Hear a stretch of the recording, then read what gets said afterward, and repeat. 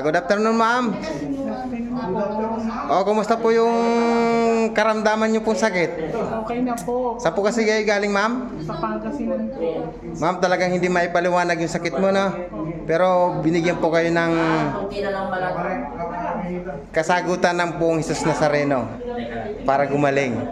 Ngayon po, ipaliwanag niyo po sa mga makakaranas ng cases ng sakit mo para po hindi nila madanasan yung nadanasan mo pong sakit.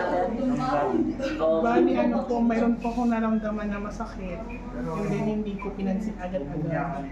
Sana dapat hindi ko agad-agad panakita para lahat para hindi ko na maranasan yung sakit na naramdaman ko ngayon. Sa ngayon po, ano na pong pakiramdam mo ngayon? Okay na po ako. Tsaka maganda na kayo mukha mo, ma'am. Thank you po. Tsaka dito pa namula na, oh. Tapos yung mata mo, tingnan mo yung dito mo. Tumingin ka mamaya sa salamin, mapapansin mo. Di ba yung dito ka, nakaganong ka konti, tapos ganyan? Okay, tingnan mo mamaya sa salamin, bukas pag-uwi mo, bago pumasok, magturo sa mga estudyante mo. Mapapansin mo dito, gumano na siya.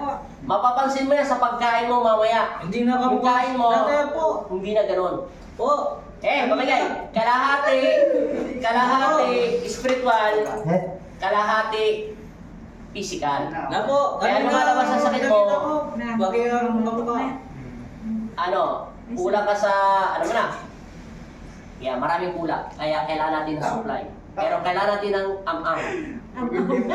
Para lumakas ka na lumakas. Na po. Kanina. Sa pagbalik mo, agagahan mo na lang, ma'am. Bagay ang Thank you po. Okay, salamat po, Papa Jesus. Ingat po kayo sa pag-uwi. Naka-single motor lang pala kayo ng magkapatid. Sige, sir. Ingat po kayo, ha. Bye-bye. Kumanda na eh. Ay! Dalaga